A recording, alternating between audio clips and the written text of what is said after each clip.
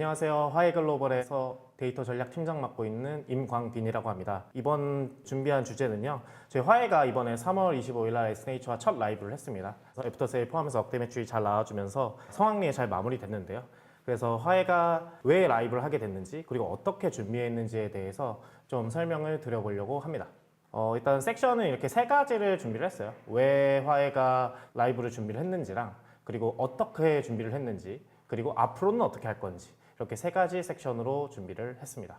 첫 번째는 Y인데요. Y에서 총 세 가지 정도의 내용을 좀 준비를 했고 최근에 크리에이터 이코노미에 대한 상황과 그리고 뷰티에서 저희 팀이 쇼폼을 어떻게 바라보고 있는지와 그리고 그거에 대해서 화해가 어떻게 실행하고 있는지에 대해서 좀 설명을 드려보려고 합니다. 앞서 그 첫 번째, 두 번째 발표에서도 말씀드렸듯이 크리에이터 이코노미는 지금 완전 폭발하고 있는 상황입니다. 그래서 크리에이터는 과거에는 살짝 실험 같은 느낌이었다면 지금은 구매 전환이나 매출을 위해서 크리에이터를 레버리지하는 건 너무나도 자연스러운 시장이라고 보시면 될 것 같고요. 글로벌로 봤을 때는 한 2천억 달러 정도 된다고 하더라고요. 그래서 이게 연평균 20% 정도를 꾸준히 4년, 5년 성장을 하고 있는 그 비즈니스라고 보시면 되겠습니다. 그리고 장표를 좀 조사하면서 되게 놀랐던 거는 기존에 있었던 퍼포먼스 광고나 기존에 있었던 기간 매체 광고에 비해서 그 크리에이터를 레버리지하는 광고비의 시장 규모가 4배 정도 성장을 했다고 합니다. 특히 이런 뷰티에서 그 크리에이터를 레버리지해서 판매하는 그 경향이 되게 강한데요. 어떤 서베이를 좀 인용해서 가져왔는데 광고주가 이제 그 머스트바이 채널로 한 48% 정도가 그 크리에이터 채널들을 선택을 했다고 합니다. 그래서 화해에서는 이 크리에이터 시장이 성장하는 거에 대해서 되게 기회라고 보고 있었고요. 우리도 이 기회에 같이 타서 그 브랜드들에게 좋은 매출을 만들어 드려야겠다라는 생각으로 이걸 시작하게 되었습니다.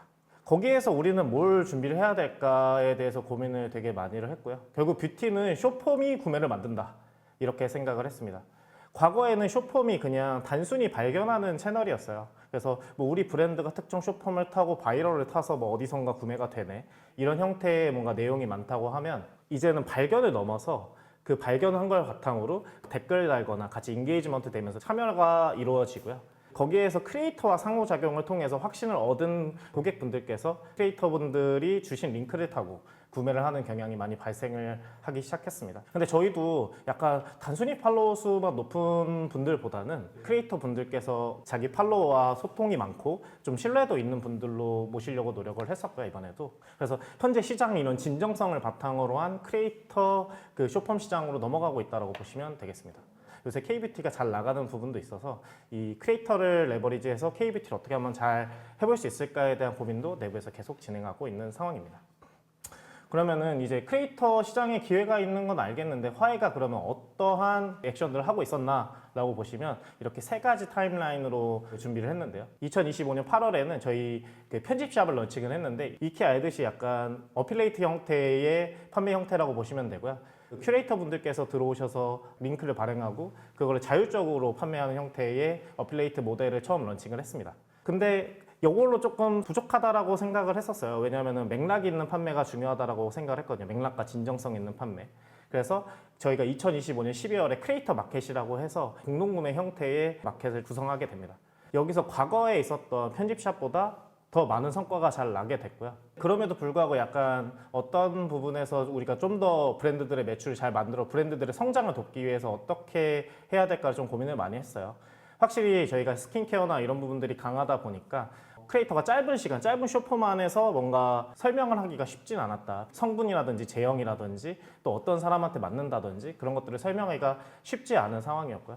그래서 저희가 생각했던 게 그 라이브 커머스였습니다. 화해는 사실 되게 고관의 유저가 많으세요. 성분을 비교하고 상품도 비교하고 이런 부분들이 많아서 되게 뷰티 고관 유저가 많은데 그 분들께는 이런 1시간에서 2시간 정도 되는 설명이 좀 필요하겠다 생각해서 2020년 3월에 처음 라이브를 하게 되었습니다.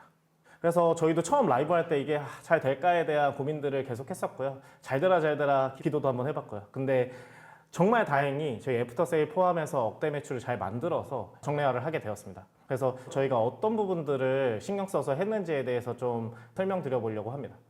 첫 번째는 크리에이터와 브랜드 궁합이 중요하다입니다. 시키지 않아도 올리는 크리에이터, 그게 이제 시청자가 믿는 라이브를 만든다라고 적어놨는데요.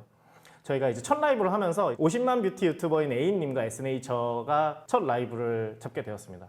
근데 보통 이제 흔히 많이 하는 실수가 크리에이터 따로 브랜드 따로 이렇게 영업하는 경우인데요. 결국에는 크리에이터를 레버리지해서 그 판매가 이루어지는 거기 때문에 크리에이터가 이 상품에 대한 확신이 있어야 돼요. 그래서 저희는 이번에 따로따로 영업하진 않았고요. 브랜드 분들께서 원하는 크리에이터를 모셔와서 같이 좋은 라이브를 잘 만들게 되었습니다. 그리고 제작하는 과정에서 크리에이터 A님께서 에스네이처의 제품을 엄청 좋아하셨어요. 제작 미팅도 여러 번 했었는데 그래서 진정성 있게 판매가 가능했던 것 같고요. 그리고 사실 이 사전에 그 티징해주는 굉장히 중요한 부분이 있는데 이 제품이 워낙 좋고 구성이 워낙 좋다 보니까 크리에이터분한테 뭔가 시키지 않아도 진심으로 우러나와서 우리 팔로워들이 많이 사줬으면 좋겠다 하는 마음으로 계속 홍보를 해주셨습니다. 그래서 이번에 그 좋은 결과가 나왔던 부분도 이 부분들이 있다라고 생각을 하고요. 결국에는 브랜드 따로 크리에이터 따로가 아니라 이 궁합에 맞게 화해라는 플랫폼 안에서 매칭시켰던 게 저희가 승리했던 요건이라고 생각합니다. 두 번째는 데이터 기반 스큐 기획인데요. 이게 라이브 준비하시면서 제일 고민되는 부분들이 뭐냐면 상품을 어떻게 구성을 할까에 대한 고민이에요. 특히 뷰티나 스킨케어든 뭐 색조든 어떤 부분에 있어서 되게 단가를 올리는 게 쉽지 않거든요. 왜냐하면 스킨케어 제품 자체가 뭐 뷰티 디바이스나 이런 것들처럼 단가가 높진 않아서요.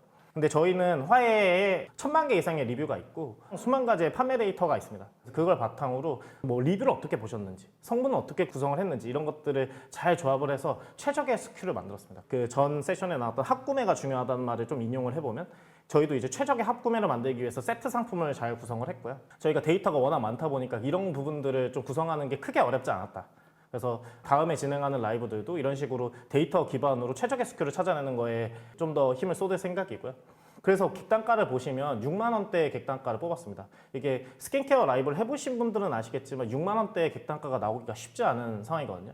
그러면서 주력 상품과 우리가 새로 만드는 신제품들을 적절히 섞어서 고객이 만족스러운 소비를 할 수 있게 잘 만들었던 경험이 있습니다. 그리고 이게 화해에서만 가능했던 전환 구조도 있는데요. 결국에는 이 라이브 커머스는 짧은 시간 안에 신뢰감을 주는 게 중요합니다. 근데 저희 화해라는 플랫폼 자체가 신뢰로 먹고 사는 플랫폼이에요, 사실. 그래서 1000만 개 이상의 리뷰가 있고 그 리뷰를 보러 유저들이 많이 들어오고 있습니다. 그래서 이번에 그 라이브를 통해서 구매가 이루어질 때 실제로 이런 리뷰를 많이 보셨는가에 대해서 좀 확인을 해봤고요. 전체 구매한 30% 분들은 리뷰를 꼼꼼하게 읽고 구매를 하셨다. 사실 그 70%는 그 뭐냐라고 했을 때는 원래 그 에스네이처를 좋아하는 헤비 유저들이 좀 구매한 경향이 있었고요. 그래서 이 30%나 되는 고객들이 리뷰를 들여다보면서 이게 정말 맞는지, 이 구성에서 정말 내가 샀을 때 내 피부에 도움이 되는지에 대해서 좀 많이 들여다본 경향이 있었습니다. 그래서 그 리뷰를 보고 나서 그러고 나서 라이브도 한번 보신 거죠. 라이브에서도 리뷰에서 했던 말이랑 같이 이런 성분이나 제형 같은 것들을 잘 강조해서 판매를 하셨기 때문에 리뷰에서 한번 확신이 들고 그 다음 라이브에서 크리에이터가 얘기하니까 또 2번 확신이 드는 경우가 됐어요. 그래서 사실 장바구니에 담고 고민하시는 분들이 많거든요. 근데 저희는 그런 고민 리드 타임 없이 장바구니에 넣고 바로 구매되는 그런 형태로 라이브가 진행이 됐었습니다. 그래서 화해가 그 라이브뿐 아니라 이 라이브에서 신뢰도를 올리기 위해서 리뷰를 만들 수 있는 프로그램들이 좀 많이 존재해서요. 그런 것들도 문의를 주시면 신뢰감 있는 판매 채널로 잘 활용될 수 있지 않을까 생각을 하고 있습니다. 그리고 사실 저희도 고민을 많이 했어요. 라이브 당일 이 1시간 동안 매출이 많이 나면 좋겠지만 그래도 그 뒤에 잔향이 남아서 같이 했던 브랜드한테 더 좋은 매출을 만들어 드리고 싶다라는 생각으로 이런 구조들을 설계를 했고요. 라이브에서 뭔가 거래가 끝나진 않습니다. 그래서 저희가 이 라이브를 통해서 거래가 사실 잘 터졌거든요. 잘 터진 거래를 바탕으로 저희 내부에서 랭킹이나 이런 것들이 올라가게 됩니다. 그래서 랭킹이 오르니까 자연스럽게 랭킹 탭이라든지 이런 곳에서 노출이 자연스럽게 증가를 하고 그 사이에 저희가 에스니처 브랜드에서 애프터세일 한 일주일 정도 보존을 해주셨어요. 그래서 좋은 가격으로 계속 노출이 되니까 계속 잘 팔리는 경향이 있었습니다. 그래서 라이브 전에는 4등이었던 제품들이 특정 그 랭킹에서 1등을 가져가서 좀 추가적인 판매가 더 이루어졌던 경험이 있습니다. 그래서 라이브에서 거래가 터지고 랭킹이 오르고 랭킹이 오르니까 노출이 늘어나고 노출이 늘어나니까 애프터세일을 통해서 구매가 더 많이 발생하는 그런 선순환 플라이휠을 이번에 확인할 수 있었습니다. 그리고 사실 라이브에서 판매된 것보다 애프터세일에서 좀 더 많이 팔렸어요. 그래서 라이브 커머스는 사실 그 단기간의 매출 플러스 뭐 노출을 만들어내기 위해서 랭킹을 올려주는 역할로 작동을 했다고 하면 그 뒤에 애프터 세일 때는 기존에 노출됐던 것보다 거의 2배 이상 노출이 더 많아졌고요. 그리고 거래액도 기존에 그 실시간 1시간 정도 팔렸던 거에 비해서 더 많은 거래액이 애프터 세일 때 발생을 했습니다. 그래서 이 라이브 커머스 관심이 있을 때 문의를 주신다고 하면 항상 이 애프터 세일도 고민해서 주시는 게 좋다고 생각을 하고 있고요. 1시간 정도는 고객한테 잘 설명하는 시간이라고 한다면 진짜 판매되는 시간은 이 애프터 세일이라는 거 생각해 주셔도 좋을 것 같습니다. 과거에는 뭐 라이브 1시간 동안 얼마나 많이 팔았어요가 중요했다고 하면 지금은 이 애프터 세일까지 포함한 기간에서 그 매출이 얼마나 났느냐가 중요한 상황이 된 것 같아요. 그래서 화해의 이번에 라이브가 잘 된 이유는 결국에는 브랜드와 크리에이터 그리고 저희 플랫폼 간의 궁합이 잘 맞았고요. 그리고 데이터 기반의 최적화된 스킬을 뽑아냈고 그리고 사용자 리뷰를 통해서 상품의 신뢰도를 많이 올려둔 상황이었습니다. 그래서 신뢰도 있고 가격도 좋고 크리에이터랑 궁합도 좋으니 당연히 거래액은 터졌고요. 그 거래액이 터진 걸 바탕으로 플랫폼에서 노출도가 늘어나니 자연스럽게 더 많이 판매가 되는 그런 형태라고 보시면 되겠습니다. 그래서 신뢰 기반 라이브 커머스라고 보시면 될 것 같아요. 그럼 넥스트는 뭘까? 다음 뷰는 뭘 보고 있을까에 대해서도 좀 설명을 드려보려고 해요. 화해야 라이브를 하면은 이제 과거에는 이제 감으로 스큐를 만들고 불확실성이 있었다고 하면 화해야 라이브를 하면 이런 4가지는 혜택으로 받아볼 수 있습니다. 첫 번째는 이제 데이터 기반의 스퀘어 기획. 아까 설명드렸듯이 저희랑 논의가 되기 시작하면 주력 상품과 밀고 싶은 상품들이 있겠죠. 그런 것들을 적절히 조합해서 어떻게 하면 판매를 많이 만들어낼 수 있을지 그리고 새로운 상품도 어떻게 하면 잘 팔 수 있을지에 대해서 같이 긴밀하게 기획을 하게 되고요. 두 번째는 결과가 끝났을 때 애프터 세일까지 끝난 이후에 3일 안에 성과 레포트를 굉장히 세세하게 드립니다. 어떤 고객이 주문을 했고 주문했던 고객의 페르소나는 뭐고 다음에 라이브 커머스 했을 때 어떤 부분들이 더 보완이 되면 더 잘 팔릴 수 있고 이런 전체적인 흐름에 대한 인사이트 레포트들을 제공을 해드리고 있어요. 프라이빗 레포트로 제공을 해드립니다.